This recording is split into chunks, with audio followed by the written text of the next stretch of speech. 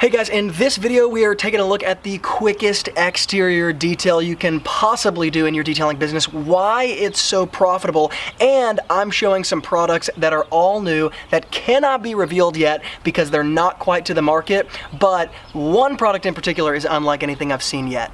So as we take a look at the before of this car, you're going to see the exterior is covered in a bunch of surface dirt, and it's not just surface dirt, right? Because it's wintertime here in Middle Tennessee, right outside of Nashville, and it did snow just a couple times very lightly, nothing like you guys experience in the northern part of the United States, but for the south, it snowed maybe like half an inch, maybe a little bit less, and that still freaks us out. So even when it snows like half an inch here in the city, there are going to be a ton of trucks putting salt down on the road, scraping the road because we do not know how to drive in the snow. So it instantaneously, it's like salt starts raining from the sky. And because of that, the exterior of every single vehicle that's driven during this time gets absolutely coated, not just in salt, but also in all of that surface dirt that comes mixed in with the slushy that the snow inevitably becomes over time. So the reason why I'm saying this is actually the easiest and kind of quickest, most profitable exterior detail that you can do, particularly in the wintertime, is because it requires very little selling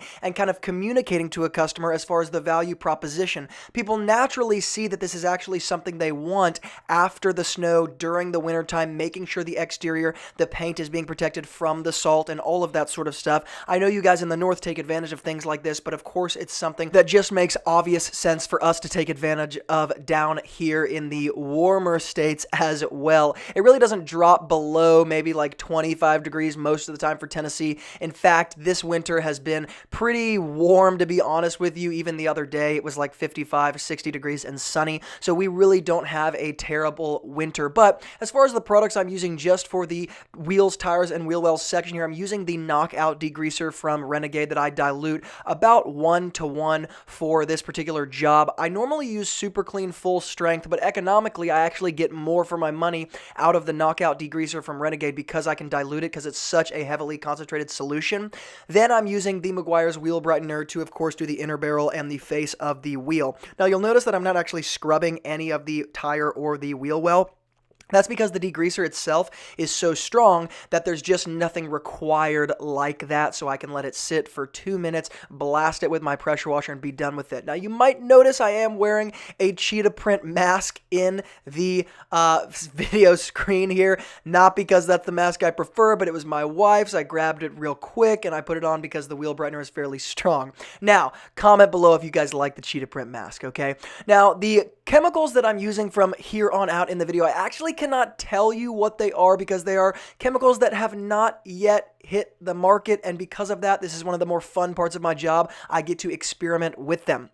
The things that I'm experimenting with here are, number one, a ceramic foam shampoo. Now, as I use it on the paint, the first thing you're going to notice about this foam soap, this ceramic-based foam soap, is that it is not very foamy. It is not very sudsy. Now, I started to judge the product straight away when it started coming out like this, and I thought, man, this is not a good foam soap. This is not a good sudsy solution that's going to help with the kind of emulsification of the dirt that it needs to help with in this particular stage. The problem is, as soon as I started rinsing it off, I noticed something. Once again, this is a ceramic-based solution. Check out the hydrophobic properties of the paint with no agitation wash, with no ceramic being put on the paint. See how the water is falling right off of the paint?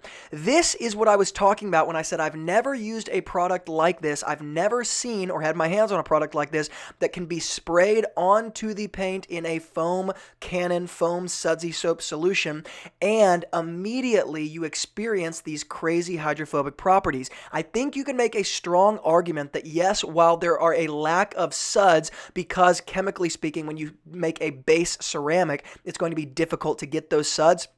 You might argue that this, even with the lack of suds, is actually more effective at emulsifying or pulling the dirt off the paint without the agitation wash because of those hydrophobic properties. When those dirt pieces and kind of tiny little atomic particles get emulsified and encapsulated by that soap and by the water, because it's so hydrophobic, it makes it very easy to roll off the paint. And that is the argument I would make for this particular product. Now moving on, this is a strip wash soap. It's a very high pH solution, so it's very basic. It's very alkaline. One of the things that I'm using to test how well this stripped the paint is how well do the hydrophobic properties that were just experienced on the paint from the foam cannon not work after I use the strip wash? Is the paint still reacting in this super hydrophobic manner? If it is, I would imagine that the strip wash I'm using actually isn't doing that well because you still have that essence of the previous foam cannon soap that caused those hydrophobic properties. Now, I can definitively say this strip wash, the high pH alkaline solution, stripped the paint very well. There were basically no water beading, none of those hydrophobic properties after using this that I experienced previously. So yes, it absolutely stripped the paint at a very high level, which was great. Now, the next product that I'm testing here is a surface prep, a paint prep. You might be wondering, Luke, why are you using the surface prep on certain parts of the car that are wet? Well, because a surface prep, one of the best things about a surface prep and one of the best kind of experimental things you can do with a surface prep, because they kind of are designed to flash dry on the paint, it's almost like an IPA solution when you put that alcohol in your ear after you get swimmer's ear in the summertime and it dries up all the water and pulls the water out. It's kind of a flash drying chemical.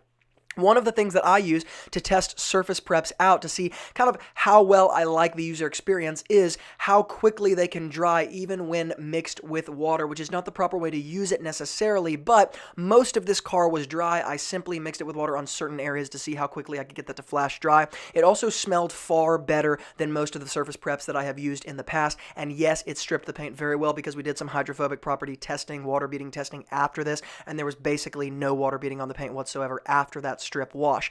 Now, lastly, before we dress the tires very simply, in this very simple exterior wash, I'm using a ceramic-based spray that is actually designed to last for the long haul, around 9 to 12 months, I believe. Extremely user-friendly, extremely easy to put on, extremely easy to take off, even on certain areas that were still a little bit wet, which is another great little indicator that the product is really user-friendly when it can be mixed with water, even in the cold like this, and come off really easily with barely any streaking or any streaking at all. Now, you are going to see in the after result how deep kind of this paint, this blue paint looks after this ceramic. So not only was it an awesome user experience, but it also, of course, is an awesome visual experience, as you're going to see. I'm simply dressing the tires with the Stoner tire dressing.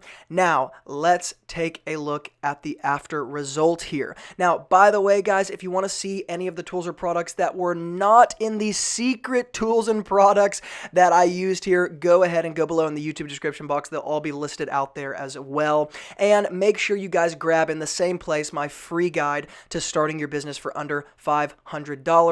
That lays out every tool and product you need so you don't have to waste time and money screwing up with chemicals that don't work. As always, guys, thank you for watching. Like the video, subscribe, and I will see you in the next video. It's not a game, it's a rich.